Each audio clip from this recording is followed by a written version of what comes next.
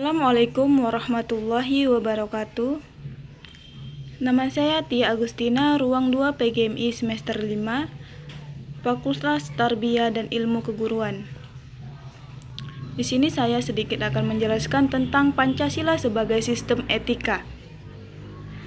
Pancasila sebagai sistem etika, etika merupakan cabang filsafat dan sekaligus merupakan bagian ilmu kemanusiaan. Sebagai sabang filsafat, ia membahas sistem-sistem pemikiran yang mendasar tentang ajaran dan pandangan moral sebagai bagian ilmu manusia. Ia membahas bagaimana dan mengapa kita mengikuti suatu ajaran moral tertentu. Etika sebagai ilmu digolongkan menjadi dua, yaitu etika umum dan etika khusus. Etika umum membahas prinsip-prinsip umum yang berlaku setiap tindakan manusia. Adapun pengertian Pancasila sebagai sistem etika adalah cabang filsafat yang dijabarkan dari sila-sila Pancasila untuk mengatur perilaku kehidupan bermasyarakat, berbangsa, dan bernegara. Tujuan Pancasila sebagai sistem etika dengan melihat nilai apa saja yang tercantum pada isi Pancasila. Maka dari itu Pancasila bisa menjadi sistem etika yang sangat kokoh. Di dalam etika Pancasila sendiri tercantum nilai-nilai Pancasila seperti ketuhanan, kemanusiaan, persatuan, dan kerakyatan serta keadilan. Dilihat berdasarkan nilai sila Pancasila yang ada pada saat ini. Tidak hanya bersifat keabsahan, tetapi pula realistis dan penerapan. Etika Pancasila diperlukan dalam kehidupan bermasyarakat, bangsa, dan bernegara, sebab berisikan tuntunan nilai-nilai moral yang hidup, namun diperlukan kajian kritis rasional terhadap nilai-nilai moral yang hidup tersebut agar tidak terjebak ke dalam pandangan yang bersifat mitos. Adapun pada zaman Orde Baru, Pancasila sebagai sistem etika disosialisasikan melalui penataran P4 dan diinstitusionalkan dalam wadah BP7. Ada banyak butir Pancasila yang dijabarkan dari kelima sila Pancasila sebagai hasil temuan dari para penilai BP7. Butir-butir dari Pancasila adalah sebagai berikut.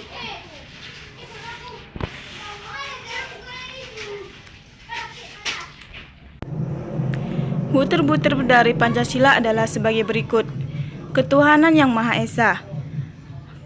Maksudnya di sini manusia Indonesia percaya dan takwa kepada Tuhan Yang Maha Esa sesuai dengan agama dan kepercayaannya, masing-masing menurut dasar kemanusiaan yang adil dan beradab. Menghormati dan bekerja sama antar para pemeluk agama dan para penganut kepercayaan yang berbeda-beda sehingga terbina kerukunan hidup, saling menghormati, kebebasan menjalankan ibadah sesuai dengan agama dan kepercayaannya, tidak memaksakan agama dan kepercayaannya kepada orang lain. Yang kedua, kemanusiaan yang adil dan beradab. Mengakui persamaan derajat, persamaan hak, dan persamaan kewajiban asasi antara sesama manusia sesuai dengan harkat dan martabat sebagai makhluk Tuhan Yang Maha Esa. Saling mencintai sesama manusia, mengembangkan sikap tegas rasa, tidak semena-mena terhadap orang lain, menjunjung tinggi nilai kemanusiaan, gemar melakukan kegiatan manusia, berani membela kebenaran dan keadilan. Bangsa Indonesia merasa dirinya sebagai bagian dari seluruh umat manusia. Oleh karena itu, dikembangkan sikap hormat menghormati dan bekerja sama dengan bangsa lain. Persatuan Indonesia menempatkan persatuan, kesatuan, kepentingan, keselamatan bangsa, dan bernegara di atas kepentingan pribadi atau golongan. Yang keempat, kerakyatan yang dipimpin oleh hikmat kebijaksanaan dalam permusyawaratan perwakilan. Sebagai warga negara dan sebelumnya ada sedikit kesalahan.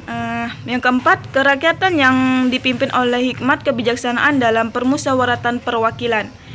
Sebagai warga negara dan warga masyarakat mempunyai kedudukan, hak, dan kewajiban yang sama dengan mengutamakan kepentingan negara dan masyarakat, tidak memaksakan kehendak kepada orang lain, mengucapkan musyawarah dalam mengambil keputusan untuk kepentingan sesama.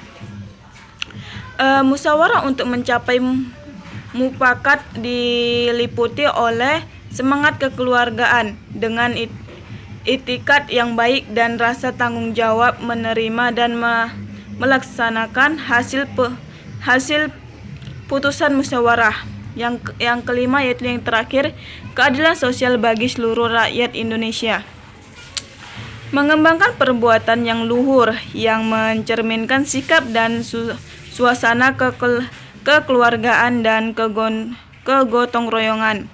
Bersikap adil, menjaga keseimbangan antar hak dan kewajiban, menghormati hak orang lain, suka memberi pertolongan.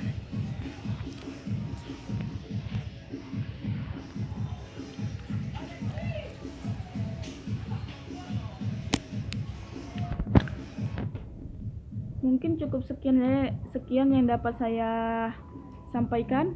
Terima kasih.